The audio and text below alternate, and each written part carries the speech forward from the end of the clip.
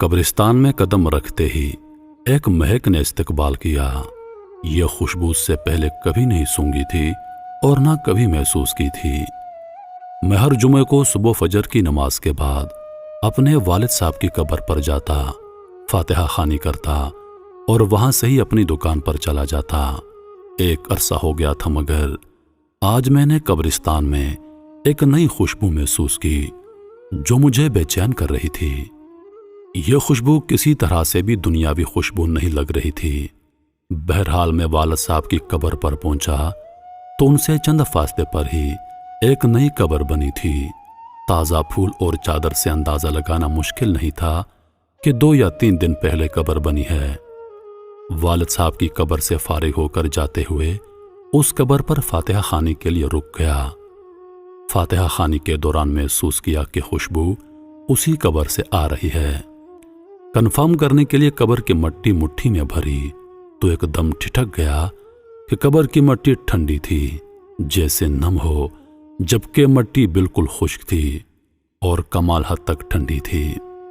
بہرحال مٹی کو وہیں قبر پر پھینک دیا اور ہاتھ جھاڑنے کے بعد چل پڑا۔ جب دکان کھولی تو پہلا گاہک آیا، اس کو سامان دیا تو اس نے کہا، اشرف بھائی آج تو خوشبو بہت کمال کی لگائی ہے۔ خوشبو کون سی؟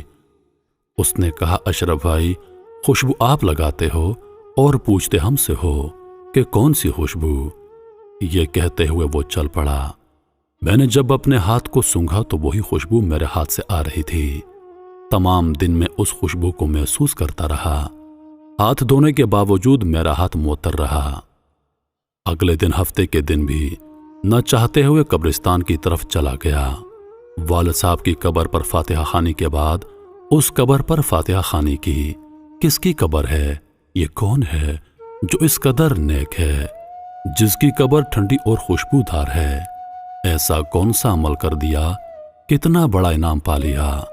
اس بات نے مجھے بے چین سا کر دیا۔ گورکن سے اس قبر کے متعلق پوچھا تو اس نے بتایا کہ خاتون کی قبر ہے۔ یہ جان کر اور بھی حیرت ہوئی کہ عورت کو اس قدر شاندار مقام کیسے ملا۔ اگلے دن اتوار تھا۔ دیر تک سونے کی عادت ہونے کے باوجود صبح فجر کی نماز کے وقت اٹھ کھڑا ہوا اور قبرستان روانہ ہو گیا۔ قبرستان میں داخل ہوا تو کیا دیکھتا ہوں کہ اسی خاتون کی قبر پر ایک بارش آدمی قرآن خوانی کر رہا ہے۔ میں والد صاحب کی قبر پر فاتحہ خوانی کرنے لگا۔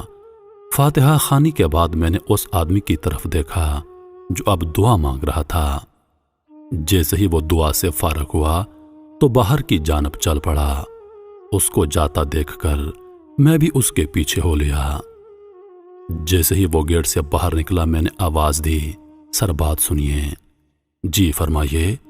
سر میں معذرت چاہتا ہوں، میں نے آپ کو تکلیف دی، مگر میں آپ سے ایک بات پوچھنا چاہتا ہوں اگر آپ اجازت دیں۔ جی پوچھئے کیا بات ہے؟ انتہائی محبت سے اس آدمی نے جواب دیا، شکریہ سر، جزاک اللہ۔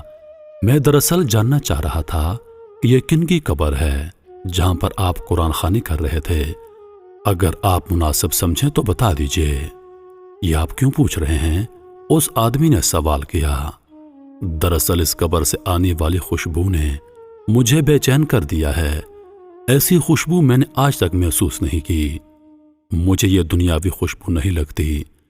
میں جاننا چاہ رہا تھا کہ صاحب قبر نے ایسا کون سا عمل کیا کہ یہ مقام ملا کہ قبر ٹھنڈی اور خوشبودار ہو گئی۔ یہ سن کر اس آدمی نے ٹھنڈی آہ بھری اور کہا، قبر ٹھنڈی اور خوشبودار کیوں نہ ہو، اس نے اللہ کو راضی کیا ہے۔ جی میں یہ جاننا چاہ رہا تھا کہ ایسا کون سا عمل ہے جس سے یہ سعادت نصیب ہوئی۔ اس نے بتایا کہ یہ میری زوجہ کی قبر ہے۔ میں 4 بہنوں کا اکلوتا بھائی ہوں۔ میری بہنوں اور ماں کو میرا صحرا دیکھنے کا بے حد شوق تھا۔ سرکاری نوکری ملتے ہی چاند سی دلہن کی تلاش شروع کر دی گئی۔ یوں دنوں میں لڑکی کی تلاش کا کام مکمل ہو گیا اور ماں اور بہنوں نے اپنے ارمان دل کھول کر پورے کر دیے۔ شادی کی پہلی رات میں نے گھونگھٹ اٹھانے سے پہلے اپنی پگ اس کے قدموں میں رکھتے ہوئے صاف الفاظ میں بتا دیا کہ مجھے معاف کر دو، میں حق زوجیت ادا کرنے سے بالکل قاصر ہوں۔ میڈیکلی طور پر مکمل انفٹ ہوں، صرف اپنی والدہ اور بہنوں کی خوشی کی خاطر خود غرض بن گیا ہوں۔ اس نے وہ پگ میرے سر پر رکھتے ہوئے کہا، آپ جیسے بھی ہیں میرا سہاگ ہیں، میرا نصیب ہیں، مجھے اب آپ کے ساتھ رہنا ہے۔ اس دن کے بعد اس اللہ کی بندی نے میرے ساتھ 30 سال گزارے، میرے گھر والوں کی ہر بات برداشت کی، بانجھ ہونے کے طعنے سنے مگر میرا پردہ رکھا۔